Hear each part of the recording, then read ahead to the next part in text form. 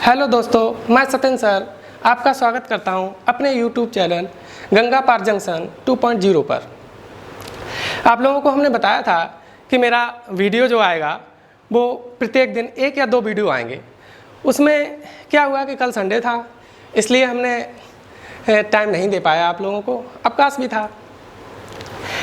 चूँकि हमारी पूरी टीम है वो आप लोगों को पूरे से गाइडेंस करेगी। समस्या ये है कि कल संडे था इसलिए हमारा वीडियो नहीं आया। आप लोग संविधान पढ़ेंगे पहले। संविधान का जो पोर्शन है वो आप कोई भी परीक्षा उठाइए, उसमें आपके 5 से लेकर 7 क्वेश्चन तक प्रत्येक परीक्षा में रहते हैं। संविधान आपकी प्रत्येक परीक्षा में आता है, उसमें लगभग 5 से 7 क्वेश्चन रहते हैं। ठीक है, तो संविधान को कायदे से पढ़िए। हम आपको वैसा ही पढ़ाएंगे जैसा ऑफलाइन पढ़ाते थे, उससे अच्छा ही इसमें आपको मिलेगा। आप लोग इस चैनल को सब्सक्राइब कीजिए और ज़्यादा से ज़्यादा शेयर कीजिए और लाइक कीजिए। जो भी समस्या हो वो हमारे कमेंट बॉक्स में आप लिखें, जिससे हम देखेंगे और उसमें थोड़ा बहुत सुधार करेंगे। तो पहला वीडियो है हमारा, आप इसको ज़रा गौर से देखिए आप लोग और फिर हमें कमेंट बॉक्स में लिखिए। पहले संविधान पढ़ाएंगे तो आप लोग ये समझें कि संविधान होता क्या है। संविधान की जो डेफिनेशन है वो किसी भी देश को चलाने के लिए एक संवैधानिक दस्तावेज होता है।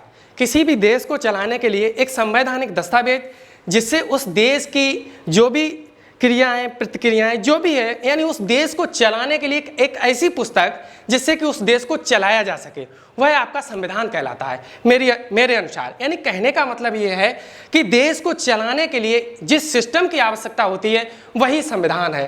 तो जो संविधान है वो हमें तो इसके बारे में कोई जानकारी नहीं थी, लेकिन अंग्रेज़ों ने यहाँ पर आकर के जो भी नियम कायदे कानून लागू किए वही हमारे संविधान कहलाया, यानी वही हमारा संविधान है। यानी सबसे पहले जब अंग्रेज 1600 ईस्वी में आए यहाँ पर, कहने का मतलब है कि जब 1600 ईस्वी में अंग्रेज आए, अंग्रेज़ों ने ईस्ट इंडिया कंपनी की स्थापना की 31 दिसंबर 1600 ईस्वी में। सबसे पहले इन्होंने 1608 में सूरत में अपनी कोठी स्थापित की। यहीं पर अपना इन्होंने एक सेंटर बनाया। सबसे पहले यहाँ पर जब 1600 अधिनियम आया तो इन्होंने जो ईस्ट इंडिया कंपनी की स्थापना की, इसमें 217 साझेदार थे। अब चूँकि क्या है कि एक कंपनी है, एक प्राइवेट कंपनी के रूप में आए थे, तो क्या था कि इसमें 217 साझेदार थे। अब किसी भी कंपनी को चलाने के लिए प्रशासन की आवश्यकता होगी, तो प्रशासनिक भी अधिकारी यहाँ पर नियुक्त किए। तो इन्होंने जो प्रशासनिक अधिकारी नियुक्त किए वो 24 प्रशासनिक अधिकारी थे, 217 पार्टनर थे। इसका सबसे पहला जो कंपनी, अब कोई कंपनी है तो उसको चलाने के लिए गवर्नर की तो आवश्यकता होगी। तो सबसे पहले कंपनी का जो गवर्नर था वो लॉर्ड क्लाइव था। लॉर्ड क्लाइव कंपनी का पहला गवर्नर जनरल था। इसी ने इस कंपनी को कायदे से चलाया और यही प्रशासन के रूप में मुख्य था। उसके बाद क्या हुआ, एक अधिनियम आया 1773 का रेगुलेटिंग एक्ट, बहुत ही इंपॉर्टेंट है। ये जो 1773 का रेगुलेटिंग एक्ट आया, इस समय जो ब्रिटेन के प्रधानमंत्री थे वो लॉर्ड नॉर्थ थे। उसके बाद क्या हुआ कि इनका जो कार्यकाल था, यानी 1773 का जो रेगुलेटिंग एक्ट था, सबसे पहले यहाँ पर क्या हुआ, इस एक्ट के माध्यम से 1773 के रेगुलेटिंग एक्ट के माध्यम से 1774 में कलकत्ता में एक सुप्रीम कोर्ट की स्थापना की गई। इसी अधिनियम के माध्यम से, ये क्वेश्चन बहुत ही इंपॉर्टेंट है और आता है परीक्षाओं में ज़्यादातर, कि किस अधिनियम के माध्यम से सर्वोच्च न्यायालय की स्थापना की गई। तो ये जो क्वेश्चन आता है वो 1774 में कलकत्ता में इसकी स्थापना की गई। सबसे पहले इसके मुख्य न्यायाधीश थे सर एल्जा इम्पे। इसके पहले मुख्य न्यायाधीश, बहुत ही इंपॉर्टेंट क्वेश्चन है, परीक्षाओं में ज़्यादातर यही पूछा जाता है कि इसके पहले मुख्य न्यायाधीश कौन थे। सर एल्जा इम्पे इसके पहले मुख्य न्यायाधीश थे और 3 अन्य न्यायाधीश भी थे। कौन कौन? चेम्बर, लेमिस्टर और हाइड। यानी कुल मिलाकर ये जो सर्वोच्च न्यायालय था वो 4 सदस्यीय था। इसका पहला गवर्नर जनरल हुआ क्या था कि 1757 में जो प्लासी का युद्ध हुआ था, 1764 में बक्सर का युद्ध हुआ था, इसको अंग्रेजों ने जीत लिया। अंग्रेजों ने जब इस युद्ध को जीत लिया, उसके बाद बंगाल जो था वो पूरा अंग्रेजों के कब्जे में आ गया। जब बंगाल पूरा अंग्रेजों के कब्जे में आ गया तो इन्होंने क्या किया, यहाँ पर सबसे पहले एक अपना गवर्नर जनरल नियुक्त किया। अंग्रेजों ने बंगाल में सबसे पहले अपना गवर्नर जनरल नियुक्त किया, उसका नाम था Warren Hastings. Warren Hastings Bengal का पहला गवर्नर जनरल था जो 1774 से लेकर 1785 तक गवर्नर जनरल रहा। चूंकि हुआ क्या था कि इसने क्या किया था कि 1784 में पिट्स इंडिया एक्ट आया था जिसका इसने विरोध किया था, उस वजह से इसने इस्तीफा दिया। इस्तीफा देने की वजह से इस पर महाभियोग लगाया गया, यानी जब इसने इस्तीफा दे दिया तो बर्क के द्वारा इस पर महाभियोग लगाया गया। लेकिन 1795 में इसको आरोपों से मुक्त कर दिया गया और महाभियोग से हटा दिया गया। उसके बाद इसी के समय में, यानी कहने का मतलब वारेन हेस्टिंगस के समय में ही 1781 में कलकत्ता में एक मदरसा कॉलेज की स्थापना की गई। उसके बाद आपका आता है Pitt's India act. Pitt's India act के समय में ब्रिटेन के जो प्रधानमंत्री थे वो लॉर्ड नॉर्थ थे। रेगुलेटिंग एक्ट जो 1773 आया था उसमें भी लॉर्ड नॉर्थ थे, आपको ध्यान रखना है क्योंकि ये क्वेश्चन बहुत ही इंपॉर्टेंट है। अब जो परीक्षाओं में क्वेश्चन आते हैं वो इतने घुमा करके आते हैं, उलझाऊ आते हैं, तो थोड़ा इसको भी पढ़ना पड़ेगा कि इस समय कौन प्रधानमंत्री, कभी कभी पूछ लेता है परीक्षाओं में कि 1773 के रेगुलेटिंग एक्ट के समय ब्रिटेन के प्रधानमंत्री कौन थे, तो लॉर्ड नॉर्थ थे, आपको ध्यान रखना है। उसके बाद पिट्स इंडिया एक्ट आया, उसमें भी आपको ये ध्यान रखना है कि ब्रिटेन के जो प्रधानमंत्री थे उस समय लॉर्ड नॉर्थ ही थे।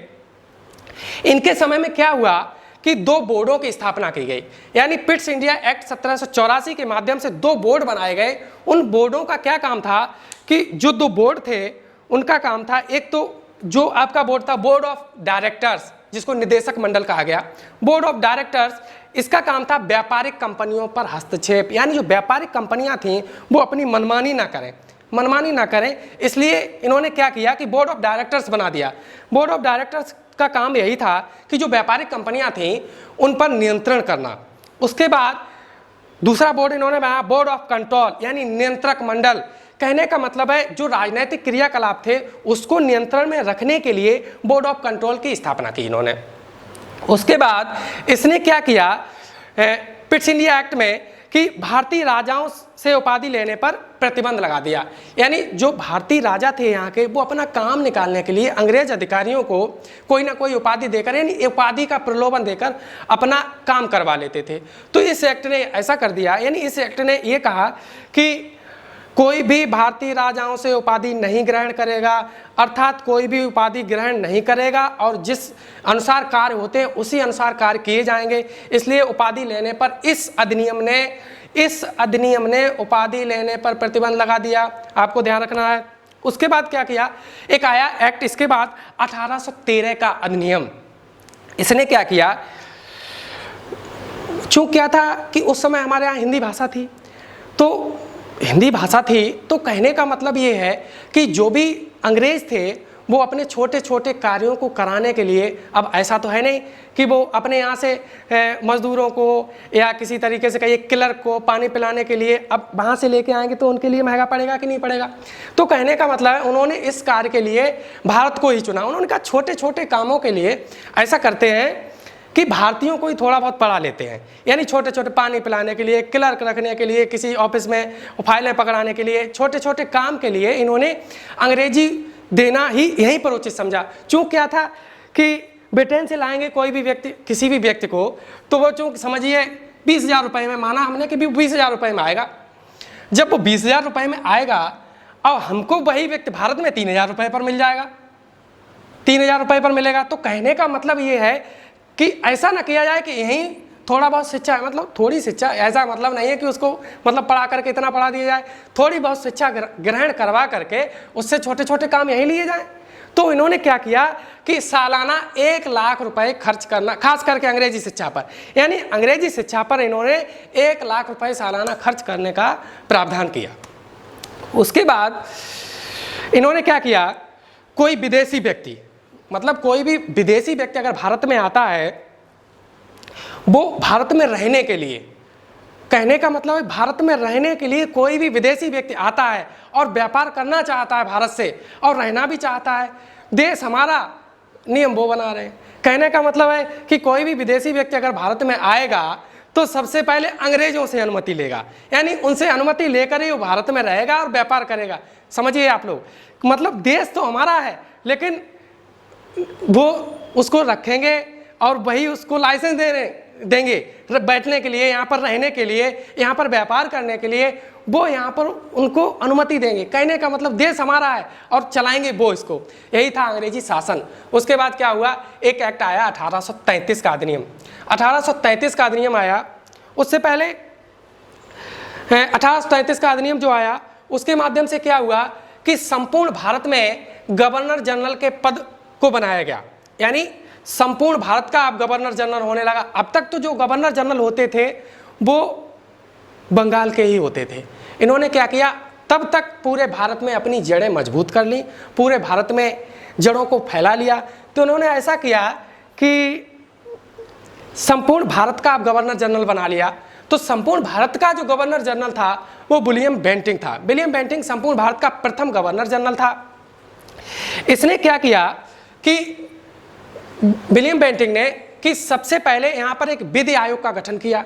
विधि आयोग जिसको हम लोग कहते हैं कि अपने यहाँ जो सबसे पहले स्वतंत्रता के बाद जो विधि आयोग बनाया गया वो 1955 में यानी 1955 में विधि आयोग का गठन किया गया। स्वतंत्रता के बाद की बात की जाए तो 1955 में विधि आयोग का गठन किया गया। इसके पहले अध्यक्ष थे MC शीतलवाड़। तो कहने का मतलब है जो सबसे पहले क्वेश्चन ऐसे करके आ जाता है कि भारत में सबसे पहले विधि आयोग का गठन कब किया गया, तो भारत में सबसे पहले विधि आयोग का जो गठन किया गया वो 1834 में किया गया। 4 सदस्यीय विधि आयोग था उस समय। तो ये जो विधि आयोग था वो 1834 में सबसे पहले बनाया गया। ये 4 सदस्यीय था। ये लॉर्ड मैकाले की अध्यक्षता में, क्वेश्चन यहाँ से बहुत आता है कि जो भारत में पहला विधि आयोग बना वो किस समिति के अनुसार बना, तो लॉर्ड मैकाले की अध्यक्षता में इसको बनाया गया था 1834 में। उसके बाद क्या हुआ कि इसी अधिनियम के माध्यम से संपूर्ण भारत में जो गवर्नर जनरल बनाया गया था वो पूरे भारत का गवर्नर जनरल होने लगा।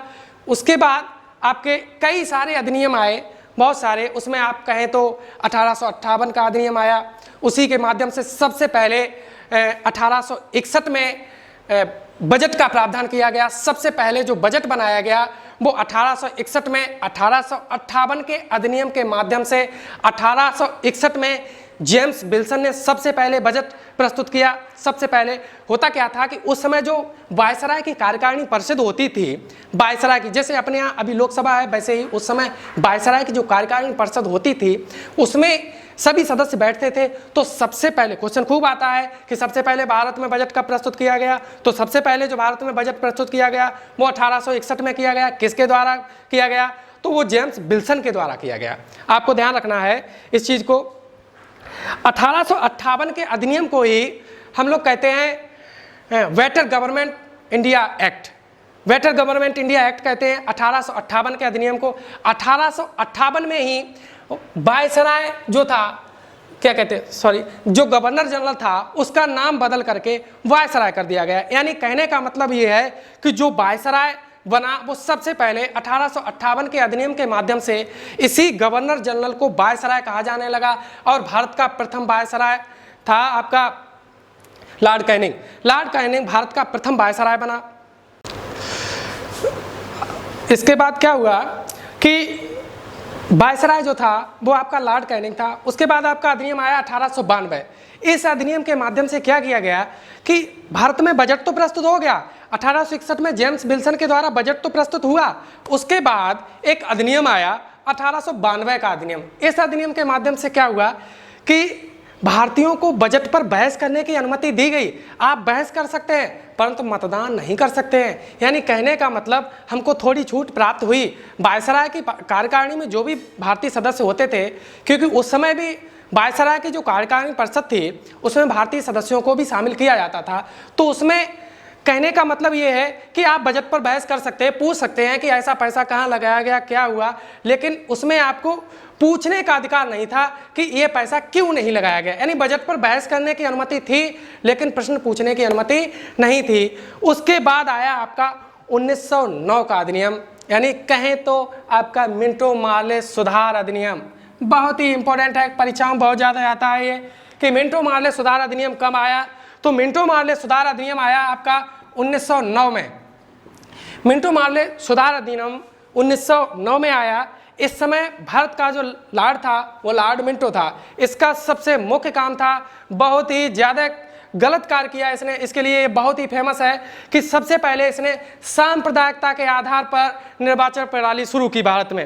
यानी कहने का मतलब है कि मुसलमानों के लिए अलग से निर्वाचन की व्यवस्था की इसने 1909 में। यानी कहें तो भारत में एक फूट डालने के समान कार्य किया। यानी इसी अधिनियम को कहा गया, 1909 के अधिनियम को कहा गया, मिंटो मार्ले सुधार अधिनियम को कहा गया फूट डालो राज करो के नाम से। यानी भारत में हिंदू मुसलमानों को अलग करने के लिए इसने मुसलमानों को अलग कर दिया और उनके लिए निर्वाचन की व्यवस्था अलग कर दी। उसके बाद क्या हुआ कि ये जो था 1909 का अधिनियम, इसको फूट डालो राज करो के नाम से जाना जाता है। उसके बाद आपका अधिनियम आया मॉन्टेग्यू चेम्सफोर्ड सुधार अधिनियम 1919। ये हम आपको कल पढ़ाएंगे। अब कल आप देखना, वीडियो ना भूलें, क्योंकि इसके बाद आप लगातार इस वीडियो को देखते रहेंगे। यानी वीडियो को हमारे पर डे के पर डे आपको वीडियो मिलेंगे। इसके यानी जो पॉलिटी है वो हम आपको रोज़ पढ़ाएंगे। हमारा वीडियो पॉलिटी का आपके लिए रोज़ आएगा और ऐसे ही आप लोग पढ़ते रहिए। और ध्यान रखिए कि पर डे का पर डे वीडियो देखें, नहीं तो आपका जो भी है वो छूट जाएगा। आप रेगुलर पढ़ते रहें, हम आपको पढ़ाते रहेंगे, मेरी पूरी टीम ही आपको पढ़ाएगी।